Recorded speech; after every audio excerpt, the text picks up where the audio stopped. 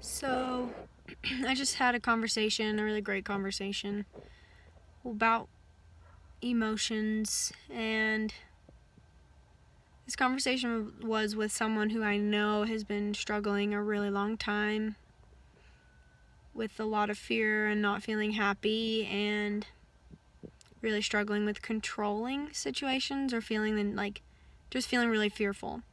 So the fact that we had this conversation, it was huge. It was a phenomenal conversation, and my heart was so happy that we were able to have it and got to that point. And it was just really, I think it was really nourishing for them and for me. But I figured that would be what I talked about today, was really the main theme of our conversation, which was, I presented the question in a roundabout way, but I asked essentially, why do we have emotions? Like, why do we have this innate desire to want to feel good? Why is it that when something is broken, that its natural tendency is to heal? Why? Like, why does disorder feel worse than order? Why do we have these experiences with emotions? And I was able to explain how I use emotions as data points on my path. I use emotions truly as information and data points for me to mine and reflect on, and for me to consciously look at as a guide. I'm sure that you've seen the scale or all of the emotions laid out in terms of like their groups.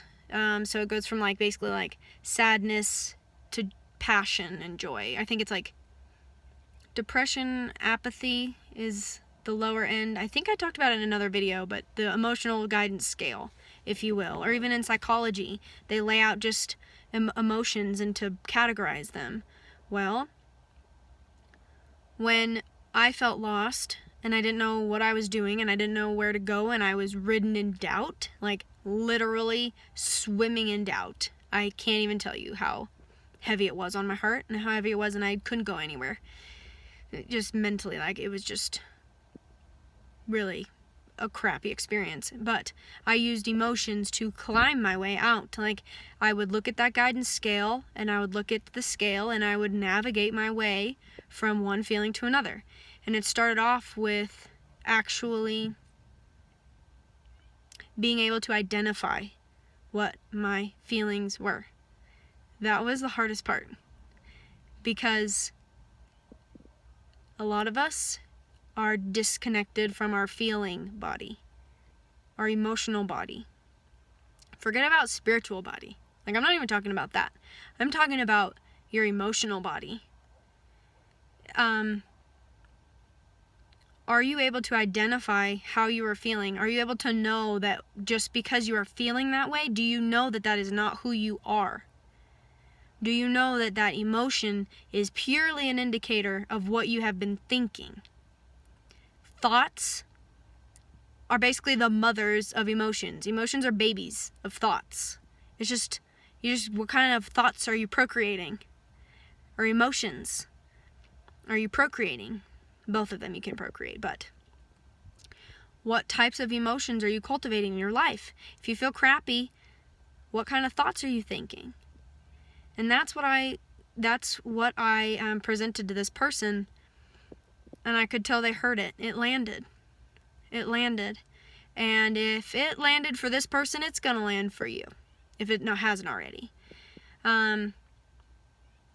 It's landing for a lot of people right now, because we're in this mass upheaval, and there is no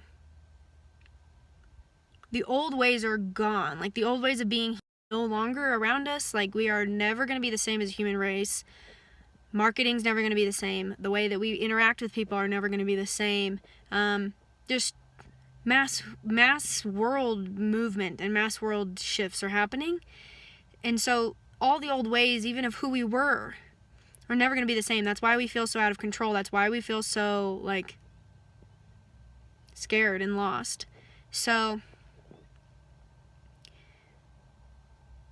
use this time. You won't know how to go forward unless you connect with your emotions. And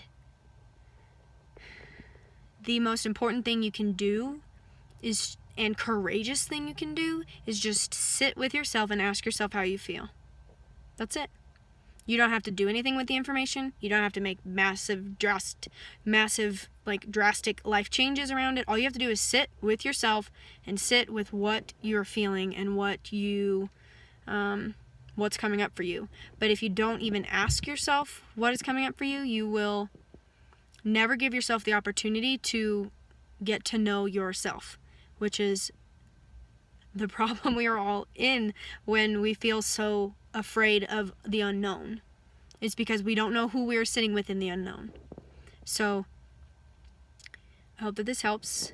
Let me know if there's anything else that I can do, and let me know if this brought up anything for you. All my love.